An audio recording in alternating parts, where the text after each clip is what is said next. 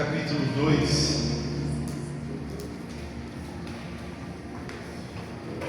Efésios 2. Nós estamos dentro de uma série de pregações expositivas, da carta de Efésios, carta de Paulo, uma carta da prisão, por assim dizer, onde Paulo ele escreve, endereçada à igreja de Éfeso. Mas, só por curiosidade, essa carta também seria lida por algumas igrejas da Ásia Menor.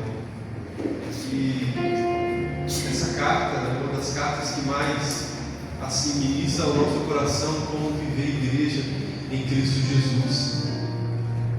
Na primeira semana, hoje, obviamente a terceira semana, nós falamos um pouquinho sobre as bênçãos, as riquezas que encontramos em Cristo Jesus através da salvação. Na semana passada nós falamos sobre a oração que Paulo fez para aquela igreja, e hoje, pela misericórdia do Senhor, nós estaremos falando sobre um tema muito importante, que é da morte para a vida, a graça que nos reconciliou. Amém? Nós vamos ler apenas um versículo, que eu acredito que esse versículo ele é um versículo que estará no cerne dessa pregação, versículo 6, porque depois a gente vai estar lendo todos os versículos, para que a gente não perca um pouco de tempo, versículo por versículo a gente vai estar lendo. Mas vamos ler primeiro somente aqui o versículo 6, que diz assim: olha, e nos ressuscitou juntamente com Ele, e nos fez assentar nos lugares celestiais em Cristo Jesus. Vamos ler esse versículo juntos, irmãos? Efésios 2, versículo 6, 1, 2, 3, e nos juntamente com Ele, e nos fez assentar nos lugares celestiais em Cristo Jesus. Pai, essa é a tua palavra. Fica à vontade nessa noite para ministrar o nosso coração. Nós estamos aqui com a expectativa nos céus, com a expectativa no seu trono, com a expectativa num Deus que é poderoso para mudar todas as coisas e a qualquer momento. Fique à vontade, Jesus, para fazer em nós aquilo que somente o Senhor pode fazer. Meu Deus, muito obrigado, meu Pai, por essa rica oportunidade de, meu Pai, meu Deus, se reunir, meu Pai, juntamente com a tua igreja. Meu Deus, muito obrigado, Deus. Fale conosco, em nome de Jesus. Amém. Amém, queridos? Eu já fiz uma pequena síntese do que foi falado anteriormente, nos outros domingos, e volto a dizer, hoje nós estaremos falando da morte para a vida, a graça que nos reconciliou. E se você puder acompanhar comigo o versículo 1 do capítulo 2, Paulo ele vai dizer assim: olha, e nos vivificou. Nos vivificou. Estando vós mortos em ofensas e pecados. Aqui, irmãos, nós não podemos deixar de lado aquilo que foi falado nos outros domingos, porque muitas das vezes nós olhamos para esse texto e achamos que ele está separado daquilo que foi falado, e não é assim. Porque Paulo começa a carta de Efésios falando das riquezas que encontramos em Cristo Jesus, da salvação em Cristo. Depois ele começa dizendo que ele estava orando por aquela igreja e como era aquela igreja, como que ele desejava que aquela igreja seria. Mas acima de tudo, ele estava pautando a sua oração no próprio Deus, que criou a igreja e que estabeleceu a igreja, e que a igreja sempre teve no coração de Deus. Agora, nessa parte aqui, Paulo ele vai dizer muito sobre a salvação, como se deu a salvação. É bom nós olharmos para esse versículo, o versículo 1, e entendermos, o versículo 1, 2 e 3, eles estão intrinsecamente juntos, porque fala assim no 2, acompanha comigo, irmãos, em que o versículo 1, e vos vivificou, estando vós mortos em vossas ofensas, e em que, noutro tempo, tempo andaste segundo o curso desse mundo, segundo o príncipe das trevas do ar, do espírito que agora opera nos filhos da desobediência, entre os quais todos nós também antes andávamos nos desejos da nossa carne, fazendo a vontade da carne e dos pensamentos, e éramos por natureza filhos da ira, como os outros também. Aqui Paulo está dizendo, irmãos, como era a nossa condição sem Cristo.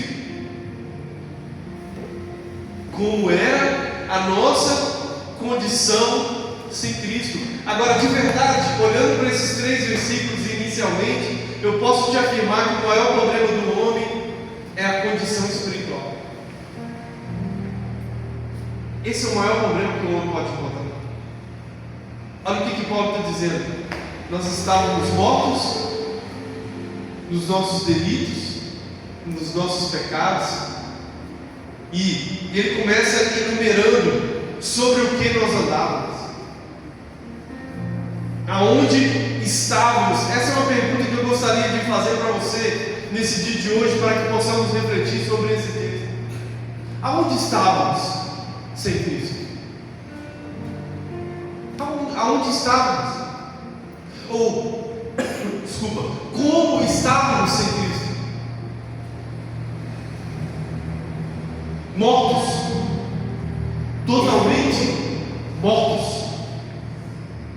Porque Paulo está dizendo aqui no versículo 2, em que no outro tempo andastes segundo o curso deste mundo. Primeiro ele fala que nós andávamos segundo o curso desse mundo, e de verdade, quantas pessoas, irmãos, que hoje ainda andam segundo o curso desse mundo? Quantas pessoas que ainda se moldam de acordo com as coisas desse mundo? Mas o que Paulo vai dizer aos Romanos no capítulo 12, no versículo 2: e não vos conformeis com as coisas desse século, desse mundo, mas transformai-vos pela renovação do vosso entendimento, para que experimenteis qual seja a boa, perfeita e agradável vontade de. Então nós não devemos andar segundo o curso desse mundo, mas nós devemos o quê? Não nos conformar. Esse é o papel da igreja. Agora, é bom nós entendermos que todos nós andávamos um dia sobre o curso desse mundo. Essa era a nossa condição. A nossa vida era pautada de acordo com aquilo que o mundo estava nos conduzindo. A forma como vivemos, a forma como nos expressamos, a forma como nos vestimos. Todos nós, irmãos, outrora andávamos dessa forma. Segundo, ele diz que nós andávamos segundo o príncipe das potestades do ar, do espírito que agora opera nos filhos da desobediência. Ou seja, andávamos segundo o curso de Satanás.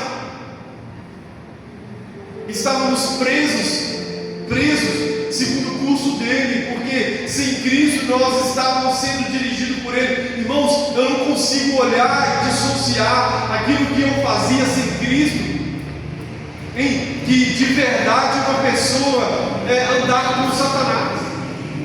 Porque sem Cristo, irmãos, eu não consigo dissociar isso, sabe, de verdade, as coisas que eu fazia, as coisas que eu vivia sem Cristo. Irmãos, eu não posso deixar de lado que de verdade eu estava fazendo a vontade de Satanás. Essa semana nós estávamos no discipulado e nós entramos em alguns assuntos como que era o velho homem, coisas que às vezes, irmãos, a gente até comenta ali, mas vamos falar a verdade, dá até repúdio, sim ou não, de nós lembrarmos como nós vivíamos. Porque se você lembra do seu passado com alegria, você precisa voltar e pedir a Cristo para crucificar o seu passado. Sim ou não? Você não pode olhar para aquilo que você viveu e falar assim: ah, como era bom aquela vida que eu tinha. Não, misericórdia. Bom é hoje que temos Cristo na nossa vida. Agora, o apóstolo Paulo também vai dizer segundo o desejo da carne. São 3 coisas que ele fala dentro desse 3 primeiros versículos. Segundo, o curso desse mundo, segundo Satanás, e segundo os desejos da carne, que está no versículo 3. Porque de verdade, irmãos, todos nós andávamos desse jeito. E ele vai dizer, entre os quais todos nós, sem distinção, todos andávamos desse jeito, segundo os desejos da carne, a concupiscência da vida, os prazeres pecaminosos, aquilo, irmãos, que para a carne às vezes nós até pensamos que é bom, mas de verdade, irmãos, estava nos destruindo, estava nos lançando, nos conduzindo para o inferno. Mas graças a Deus, e daqui a pouco nós vamos falar pela misericórdia do nosso Senhor Jesus Cristo que nos alcançou. Amém? Quantos que foram alcançados por Jesus aqui? Deixa eu ver. Agora, irmãos, segundo em cima desse primeiro ponto, eu quero dizer que o homem, ele não é apenas doente por causa do pecado, ele está morto nos delitos e no pecado, segundo dizia o Dr. Martin Lloyd Jones, um dos melhores teólogos que eu assim, gosto de ler. Ele fala, o homem não está apenas doente, ele estava morto nos delitos e nos pecados.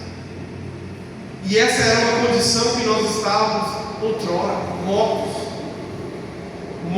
nos pecados. Mas acompanha comigo, a partir do versículo 4, ele vai dizer assim, olha, quantos que estão entendendo, diga amém. Ele vai dizer assim, mas Deus, que é riquíssimo em misericórdia, pelo seu muito amor que nos amou. Irmãos, eu sempre amo quando eu vejo na Bíblia um mais. Ele começa dizendo como era, Fernando, a nossa condição pecaminosa, como nós andávamos segundo o curso desse mundo, segundo Satanás, sabe, era dirigido por ele, segundo a vontade da carne. Aí, irmãos, ele vem e fala, mas Deus. Ou seja, essa palavra, ela nos dá uma grande esperança. Mas Deus, que é riquíssimo em misericórdia. E o que é misericórdia? Misericórdia é a junção de duas palavras do grego, miserere e cordes, que quer dizer ter compaixão de coração. E eu posso te dizer e afirmar que somente Jesus tem a totalidade da misericórdia de nós. Porque aqui Paulo está falando sobre a obra da graça. Deus fez por nós aquilo que jamais poderíamos fazer por nós mesmos. Deus fez por mim, por você, aquilo que jamais eu e você poderíamos fazer para nós mesmos, mesmo que você ame a você mesmo demais. Mesmo assim, você jamais conseguiria se salvar. Você jamais conseguiria ficar livre do pecado que te dominava. Por isso o apóstolo Paulo está dizendo, mas Deus, que é riquíssimo em misericórdia, pelo seu muito amor em que nos amou. Ou seja, quando tudo estava arruinado para nós, Deus mudou tudo. Quando tudo estava no sem você, irmãos, mas a minha condição era essa. Estava indo de mal a pior. Quantas vezes eu pensei em tirar minha própria vida? Quantas vezes eu pensei, sabe, queridos, em acabar com tudo por causa da droga, por causa do vício, por causa do pecado? Sabe, irmãos, mas um dia, pela misericórdia do Senhor, Ele falou assim, vem para mim, segura na minha mão, tocou no meu coração. Eu entreguei a minha vida para Jesus, e há 23 anos atrás, há 23 anos eu tenho caminhado com Ele, e eu posso dizer que foi a melhor escolha que eu fiz. Na verdade, não foi eu que fiz, a melhor escolha que Ele fez para mim. Porque a Bíblia fala que não foi nós que escolheu Ele, mas foi Ele que nos escolheu. E hoje eu posso agradecer a Deus por ter me salvado. Olha o que a Bíblia está dizendo, irmãos. Nós precisamos orar para esse versículo. Mas Deus, que é riquíssimo em misericórdia, pelo seu muito amor que nos amou. Quantos aqui, irmãos, que tem a certeza que a misericórdia do Senhor está sobre a sua vida? Deixa eu ver. Lamentações 3:22 vai dizer ela é a causa de nós ainda não termos sido consumidos. Se você está vivo, se você está respirando, é porque a misericórdia do Senhor está sobre a sua vida. No versículo 5 ele vai dizer: estando nós ainda mortos em nossas ofensas, nos vivificou juntamente com Cristo, pela graça sois salvos. A palavra vivificar quer dizer trazer vida novamente. Lembra do vale de ossos secos em Ezequiel 37? A Bíblia fala que Ezequiel, Deus deu uma visão a Ezequiel, de um vale de ossos secos, e falou com ele assim: profetiza, Ezequiel, profetiza sobre esses ossos. Ou seja, aqueles ossos um dia teve vida, mas agora, através da palavra, eles voltariam a viver. Isso é vivificar, ou seja, trazer vida àquilo que outrora já teve vida. E é exatamente isso que Cristo faz em nós, porque no Éden nós tínhamos uma vida. Quantos que estão entendendo isso? No Éden nós tínhamos uma vida em Deus. Deus, ele se comunicava com o ser humano. Na viração do dia, a Bíblia fala que Deus vinha e conversava, comunhava. Isso se chama plena comunhão. Mas, através do pecado, nós morremos, estávamos mortos, separados de Deus, longe de Deus, longe dos planos, longe daquilo que Ele tem para nós. É exatamente isso que o apóstolo Paulo está dizendo. E agora ele está dizendo: e vivificou juntamente com Cristo. Aqui, irmãos, ele fala que é juntamente com Cristo, porque a obra salvífica de Cristo passa pela ressurreição. Paulo vai dizer aos Coríntios que se Cristo não ressuscitou, é vã a nossa fé, é vã a nossa pregação. Mas Ele ressuscitou, amém? Ele está vivo. E Ele está preparando um lugar para nós, e nós iremos viver eternamente com Ele. Aquele dia, irmãos, que Ele está preparando, ó, como eu anseio por esse dia. Nos deu a vida de novo. Vivificar, quero voltar a dizer, vivificar é tornar vivo de novo. E mais do que isso, o versículo que nós lemos inicialmente, como se não bastasse tudo aquilo que Ele já nos deu, porque pela graça vocês foram salvos. A graça é um favor que não merecemos. Não há nada que o ser humano possa fazer, irmãos. Nós vamos ver isso no texto. Não há nada que você possa fazer. Você pode ganhar um trocinho de dinheiro, um caminhão de dinheiro, sabe, que eles doar um monte de cesta básica, mudar a realidade social de muita gente. Mesmo assim, isso não te dá o direito da sua salvação. O que te dá o direito da sua salvação se chama Cristo Jesus e a obra que Ele fez por mim e por você. Somente em Cristo Jesus. E é pela graça. Não há ninguém que possa fazer alguma coisa. Até a vontade de adorar, até a vontade de buscar dele viver.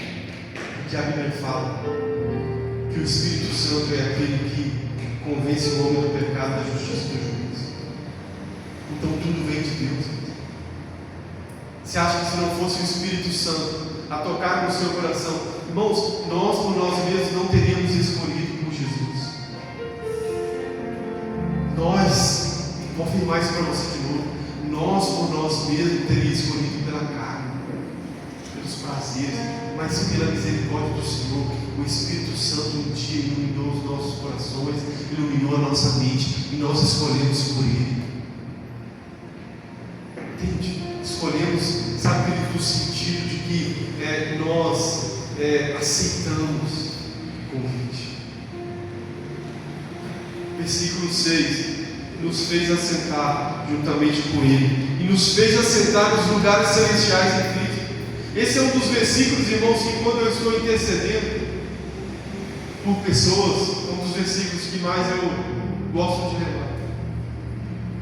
Porque muitas das vezes, irmãos, quando nós olhamos para o plano aqui, para as coisas desse mundo, nós não conseguimos enxergar se vamos conseguir vencer uma batalha, se vamos conseguir vencer uma doença, se vamos conseguir vencer uma enfermidade, um milagre que precisa ser feito.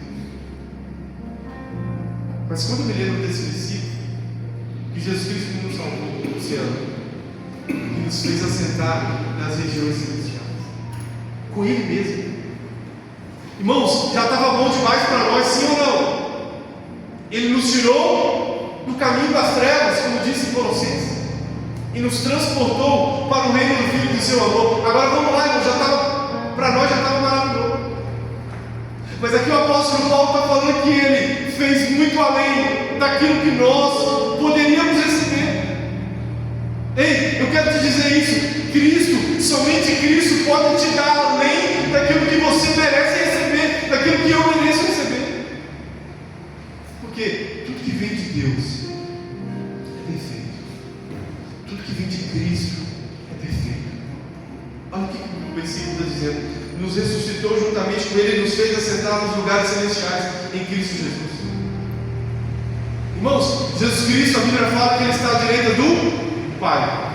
Sim ou não? Aqui Paulo fala que nós estamos do lado de Jesus. Cristo à direita do Pai, e nós estamos com Ele nas regiões celestiais. Agora, irmãos, eu te faço uma pergunta: por que não pedimos a Deus o que convém? Mateus 7,7: pedi e dá-se-vos-á, buscai e encontrarei, batei e abri-se-vos-á, porque aquele que pede recebe, o que busca encontra, e o que bate abri-se-vos-á.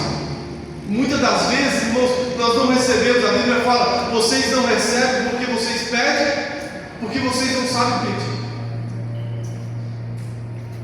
Então nós precisamos nos ater a esse versículo para nos achegar diante de Deus e dizer: Senhor, nós estamos aqui pelo Senhor mesmo, nós estamos aqui para interceder por alguém, para pedir por esse bairro, para clamar pela minha família. Irmãos, vamos lá, você precisa utilizar da sua posição em Cristo Jesus para, queridos, vencer as batalhas espirituais que têm se levantado contra a sua vida.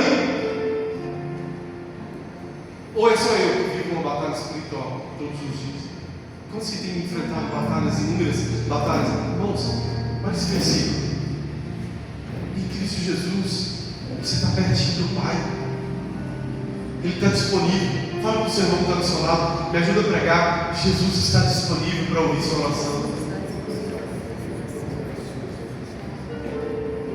Isso aqui demonstra uma posição espiritual, pois Cristo está ao lado do Pai e nós estamos com Ele. Essa é a nossa posição espiritual hoje em Cristo Jesus, e que muitas pessoas não conseguem, irmãos, utilizar, não conseguem desfrutar, não conseguem, irmãos, inclusive perceber e se posicionar nesse lugar, para que possa vencer, volto a afirmar, vencer as inúmeras batalhas, as inúmeras, sabe, aquelas dificuldades que esse mundo presente tem tentado e intentado contra nós. Versículo 7, ele vai dizer assim: olha, para nos mostrar nos séculos vindouros as abundantes riquezas da sua graça, pela sua benignidade para conosco em Cristo Jesus. Agora, irmãos, de verdade, as abundantes riquezas da sua graça, Ele nos fez sentar nesse lugar para nos mostrar, mesmo que ainda hoje não conseguimos ver tudo plenamente, totalmente, ainda não conseguimos enxergar tudo aquilo que Deus tem para nós. 1 Coríntios capítulo 1, versículo 9: aquilo que os olhos não viram, os ouvidos não viram, não chegou ao coração do homem, é o que Deus tem preparado para mim e para você. Por mais que você tenha vivido uma experiência espetacular, sobrenatural, esplêndida diante de Jesus, eu quero te dizer nessa noite que Deus ainda tem muito mais para te oferecer nessa vida, e no tempo vindouro Ele tem a vida eterna. Por isso nós cantamos uma vida eterna.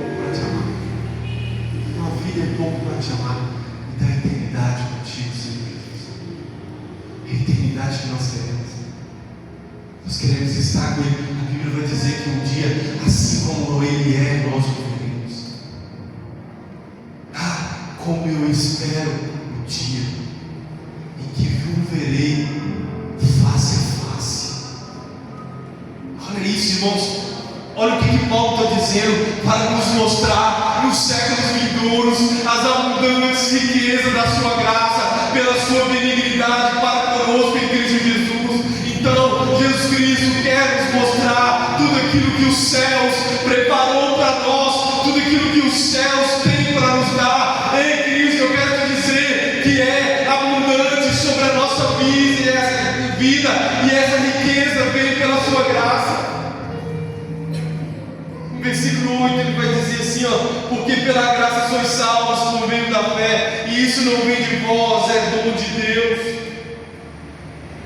Ou seja, a graça é a generosidade não merecida, o dom de Deus que está em Cristo Jesus, que foi nos oferecido pelo seu sacrifício expiatório, substitutivo e vicário. Expiatório porque Ele levou nosso pecado, substitutivo porque era para eu e você estar naquele lugar, e vicário porque foi necessário Ele morrer naquela cruz,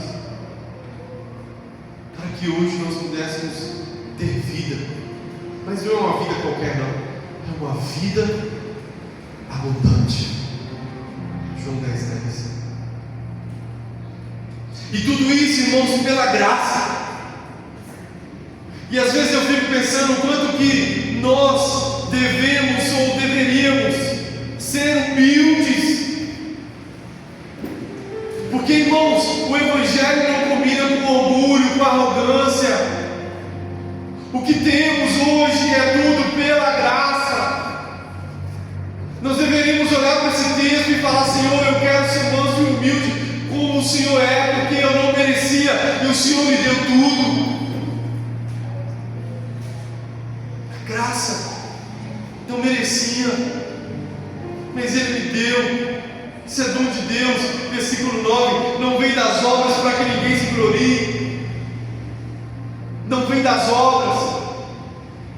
Ei, quantas pessoas que acham que pode comprar Deus, pode comprar salvação. Quantas pessoas que acham, irmãos, que a sua salvação ela se dá pelo fato daquilo que Ele está fazendo. Não, a salvação não se dá por aquilo que fazemos, a salvação se dá por aquilo que Cristo fez. Agora, as obras, logicamente, que vai acompanhar a salvação. Olha aí o versículo 10: porque somos feitura sua,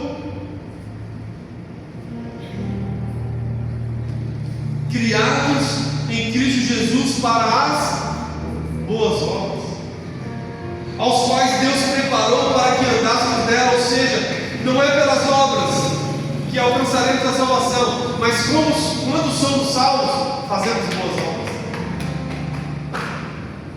Quando somos salvos, conseguimos fazer verdadeiramente as boas obras. Segundo quem? Segundo Cristo Jesus. É tudo sobre Ele.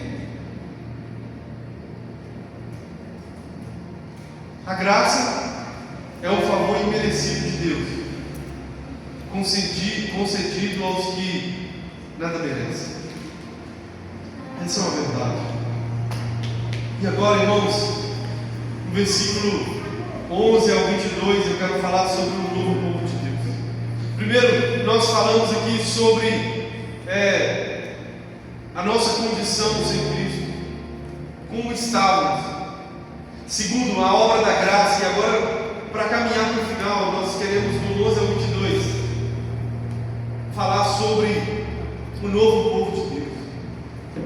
Olha o que o apóstolo Paulo está dizendo: portanto, lembrai-vos de que vós, no outro tempo, eram gentios na carne, chamados incircuncisão pelos que na carne se chamam circuncisão, feita pelas mãos dos homens. Ou seja, os judeus chamavam os gentios que somos de incircuncisos, porque nós os gentios não tínhamos feito a circuncisão. Então é isso que o apóstolo Paulo está dizendo, que naquele tempo estavam sem Cristo, separados da comunidade de Israel, estranhos ao conceito da promessa, não tendo esperança e sem Deus no mundo. Agora, nesse versículo 11, Paulo está nos lembrando mais uma vez qual era a nossa condição, agora em relação aos judeus. Primeiro ele fala, ele inicia, o versículo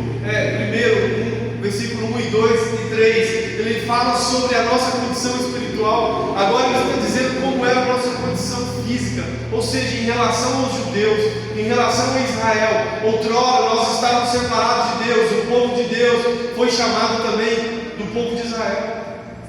No Velho Testamento eles eram o povo de Deus.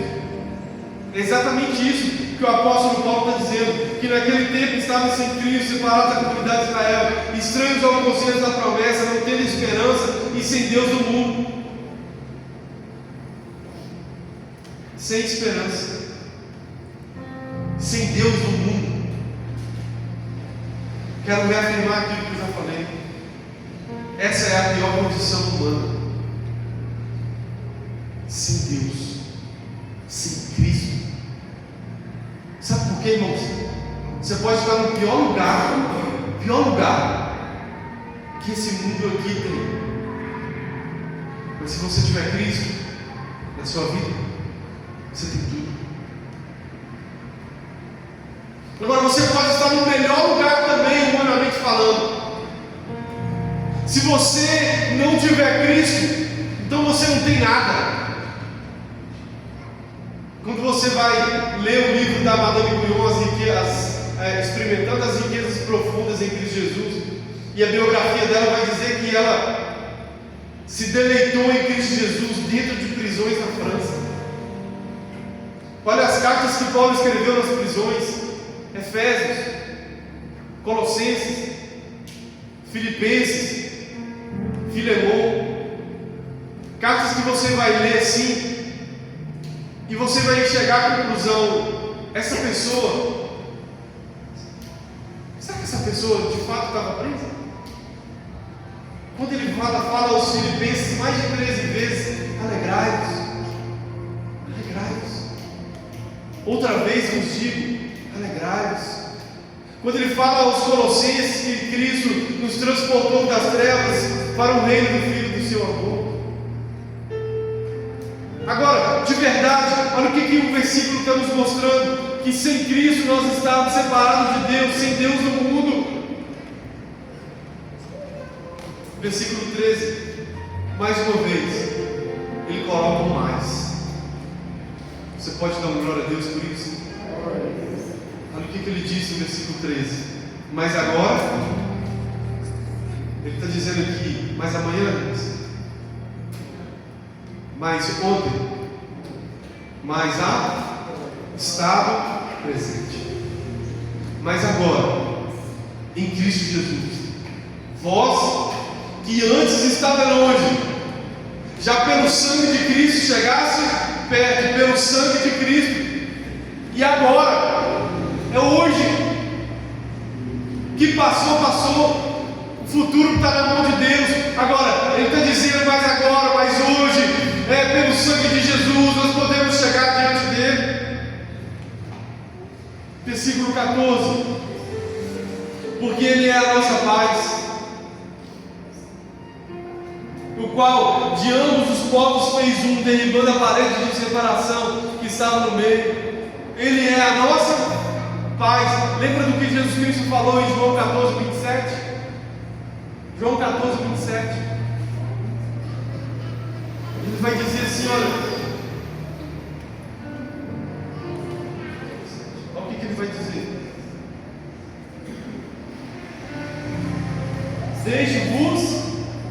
deixo-vos a paz, a minha paz vos dou, não vos la dou como o mundo a dá. Lembra, irmãos? Esse versículo também, ele faz uma junção muito grande com aquilo que nós lemos. No mundo a gente vivia a falsa paz, mas Cristo Jesus disse aos discípulos: deixe-vos a paz, a minha paz vos dou, não vos a dou como o mundo a dá, não se turbe o vosso coração, nem se atemorize. Ou seja, a verdadeira paz só encontramos em Cristo Jesus. Pastor, eu tenho vivido guerras, mesmo em meio à guerra, Deus tem o poder de trazer uma paz no seu coração. Acima de tudo, a sua paz precisa ser pautada de que o seu nome está escrito no livro da vida. Outro dia eu falei isso para uma pessoa desesperada, me ligou, depois ele me disse que estava prestes a tirar sua própria vida, e falou assim: eu não sei mais o que eu faço, não sei o que eu faço mais. Eu falei com ele: você precisa lembrar que o seu nome está escrito no livro da vida.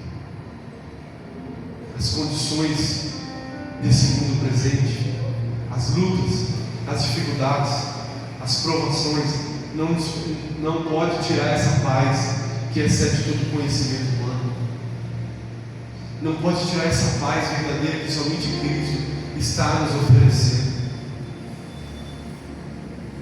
Mesmo que tudo esteja de mal, Jesus Cristo tem uma paz para nós. Amém? Jesus Cristo tem paz para o seu coração.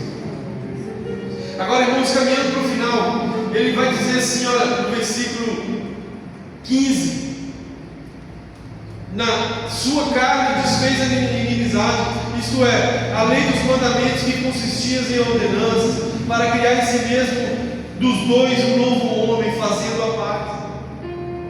Aqui está dizendo que tudo aquilo que Cristo fez desfez a inimizade que existia entre o judeu e o gentil. E agora, em Cristo Jesus, a partir do sacrifício de Jesus, nós somos um só povo, uma só igreja, por assim dizer, diante dos olhos de Deus. E ele fala: como isso aconteceu? Versículo 16: e pela cruz reconciliar ambos com Deus em um corpo, matando com elas as inimizades. Eu gosto desse texto, irmãos, que fala que é pela cruz que Cristo fez tudo aquilo que Ele deveria fazer. Eu li um livro do Bob Sorge que fala que a cruz não é apenas o meio da nossa salvação, é o caminho do nosso discipulado. A cruz não é apenas o meio da nossa salvação, é o caminho para o discipulado. Se nós somos chamados discípulos de Jesus, quantos discípulos de Jesus tem aqui nessa noite? Se nós somos chamados discípulos de Jesus, por meio da cruz, nós fomos salvos por Cristo, mas também nós não podemos deixar de lado a cruz. Aquele que quiser vir após mim, negue-se a si mesmo, toma a sua cruz e siga-me. Versículo 17: e vindo ele, evangelizou a paz a vós que estavam longe e que estavam perto. Evangelizou a paz, ou seja, boas novas, e as boas novas é de paz, porque por ele, por quem, irmãos? Por ele. Irmãos, deixa eu abrir um parênteses aqui. Sempre vai ser por ele, nunca vai ser por nós, sempre vai ser por Jesus. Por isso que nós afirmamos e dizemos para as pessoas: crie sua expectativa em Jesus, porque suas expectativas, estando em Jesus, jamais serão frustradas. Se você colocar sua expectativa em mim, em algum momento eu vou te frustrar. Desculpa te dizer isso, mas é uma verdade. Isso serve para qualquer pessoa. Mas se você hoje colocar os seus olhos em Jesus, suas expectativas nele, jamais ele vai te frustrar. Pelo contrário, ele vai te surpreender, porque tudo que vem dele pode nos surpreender. Você entende isso? Ele está dizendo: porque por ele ambos temos acesso ao Pai em um mesmo Espírito. Acesso ao Pai. Através de Cristo temos acesso ao Pai. Agora, irmãos, como está o seu acesso ao Pai? Já trabalhei em alguns lugares que tinha algumas placas que estavam assim, dizendo acesso restrito. Ou seja, se você não tivesse autorização, você poderia ir só até aquela porta. A partir daquela porta você não poderia mais entrar. Ou somente aqueles que tinham acesso àquele lugar, que poderia adentrar naquela porta. Agora, irmãos, olha o que o apóstolo Paulo está dizendo. Porque por ele ambos temos acesso ao Pai e o mesmo Espírito. Você já parou para entender, irmãos, que você tem acesso a Deus? Você já parou para entender que o véu do tempo se rasgou de alto a baixo quando Cristo morreu naquela cruz? E isso significa que hoje nós podemos chegar diante dele com o coração grato, sabe, querido, com o coração humilde, e dizer: Senhor, eu estou aqui mais uma vez. Porque é assim que eu faço. Senhor, mais uma vez eu estou aqui. Mais uma vez eu estou aqui. E às vezes é a mesma coisa, não tem problema. Senhor, mais uma vez eu estou aqui batendo na porta, né, Júlio? É assim, irmãos.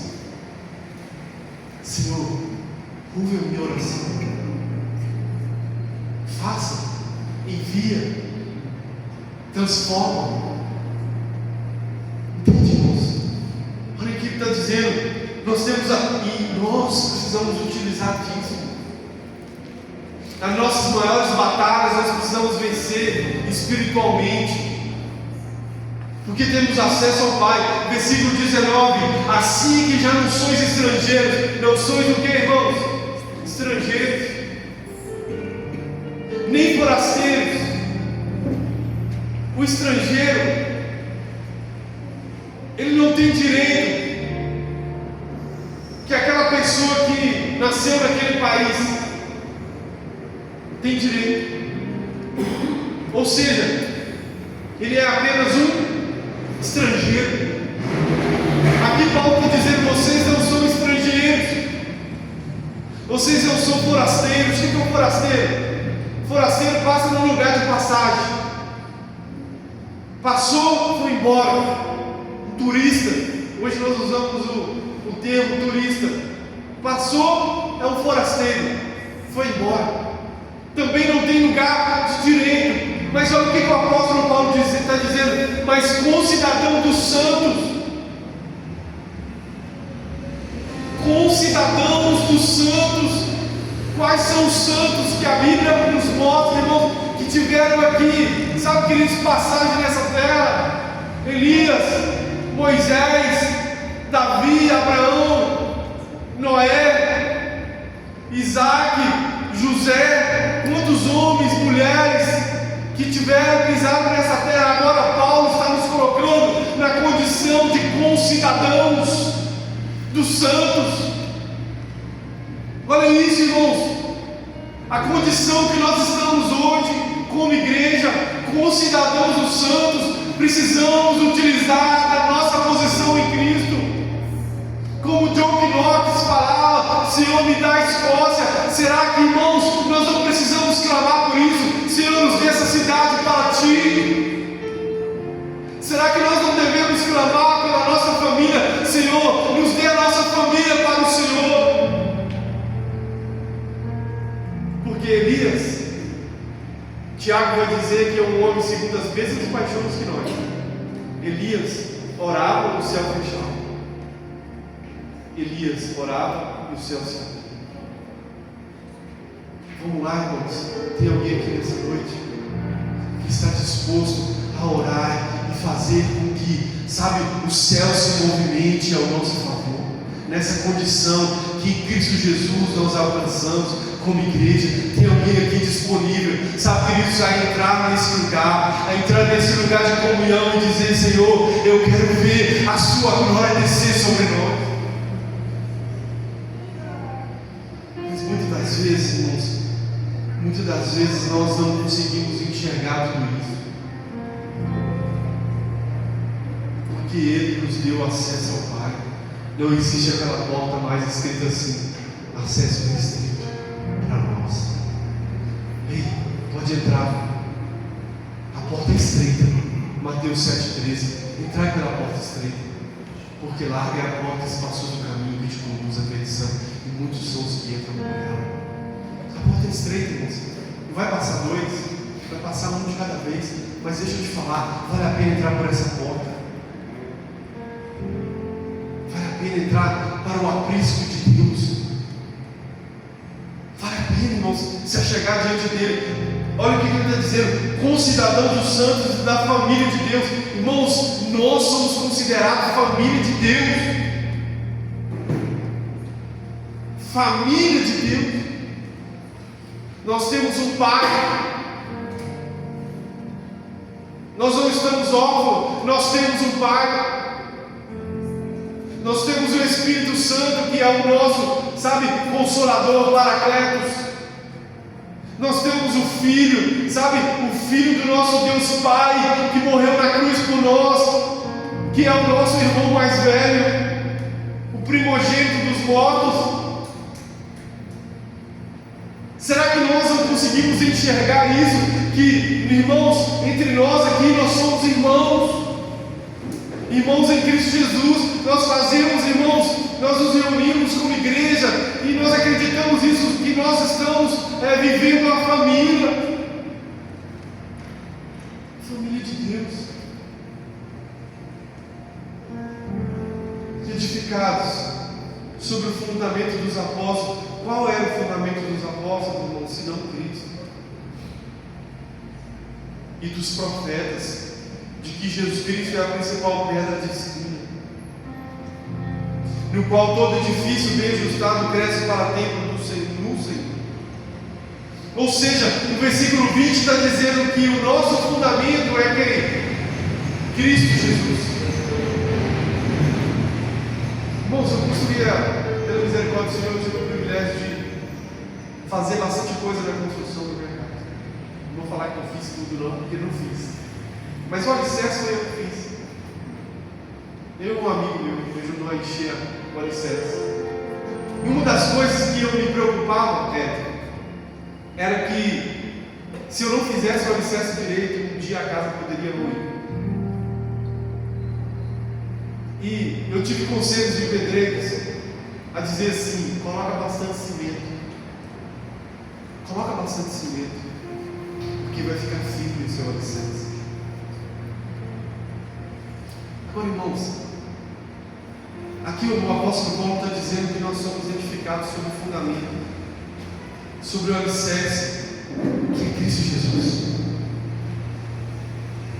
E é tão interessante que Jesus Cristo ele termina o Sermão do Monte, Mateus capítulo 7, dizendo também sobre isso: aquele que escutar essas minhas palavras, eu vou assemelhar ao homem que edificou a sua casa sobre a rocha.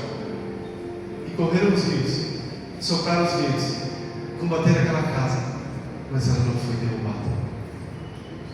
Eu quero abrir um parênteses aqui para profetizar sobre a sua vida nessa noite. Sua casa não vai ser derrubada. Ei, você não está entendendo. Você está edificado sobre a rocha inabalável. A rocha que os construtores rejeitaram se chama Jesus Cristo. E a sua vida, a sua casa está sendo edificada sobre a rocha. Pode bater os rios, pode soprar os ventos, pode vir a tempestade, mas ela não vai ser abalada, porque a fundamentação, os fundamentos que você tem colocado sobre essa casa se chama Jesus Cristo.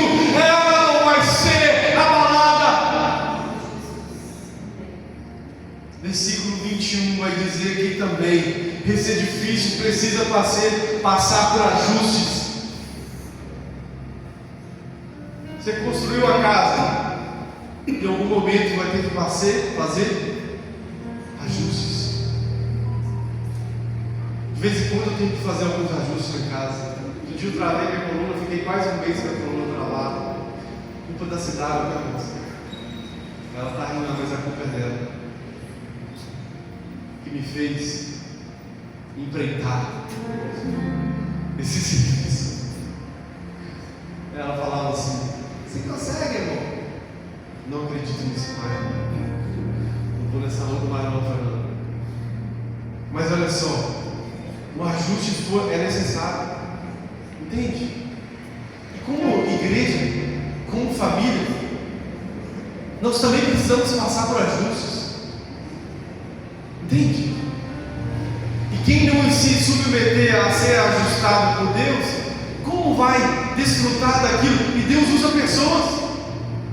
Quantas vezes, irmãos, eu vou conciliar aqui o ajuste com uma correção? Quantas vezes um irmão falou comigo assim, me corrigiu: pastor, você está errado nisso aí. Está errado. Pode desconsiderar isso aí da sua mente. Está errado. E está tudo bem, irmãos.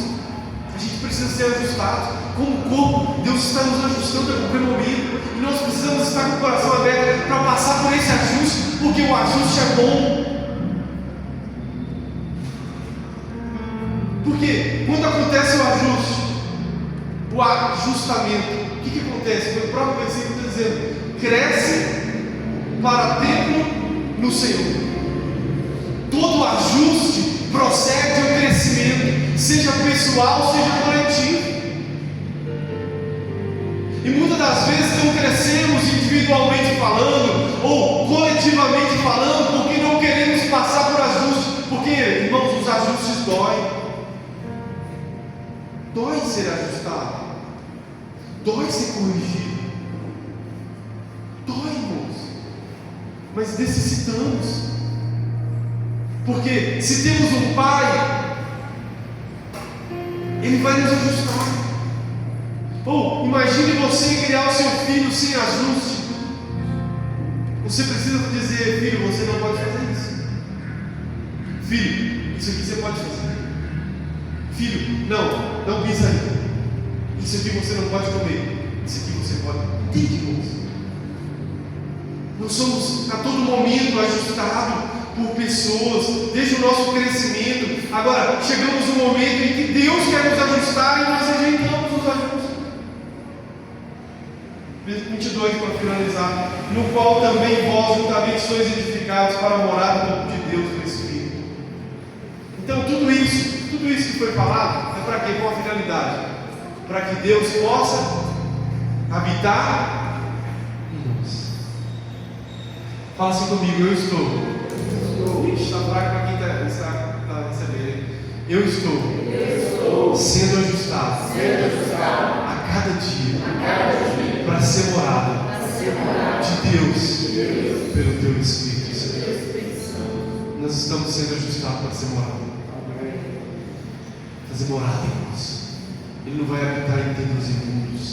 Ele não vai habitar onde o pecado domina. O Deus, Ele é o centro da nossa vida, então Ele não é. O Deus, Ele é o Deus da nossa vida, então Ele não vai ser um súdito. Por quê? Porque Ele é o Rei dos Reis. Porque Ele é o Senhor dos Senhores. Então, eu quero finalizar essa mensagem lembrando isso, que o Espírito Santo está disponível para morar em nós. Amém? Você não está sozinho, você está na região celestial em Cristo Jesus. E agora Paulo finaliza esse capítulo dizendo que tudo isso é para que possamos ser morada de Deus no Espírito Santo. A graça de Deus, conclusão, a graça de Deus nos tira da morte espiritual, nos reconcilia com Jesus e nos une em um único povo para a sua glória. Essa é a obra de Deus para a nossa vida. Quantos que entenderam? Diga amém. Vamos orar? Vamos orar e adorar o Senhor. Amém? Vamos declarar mais uma vez, em espírito e em verdade.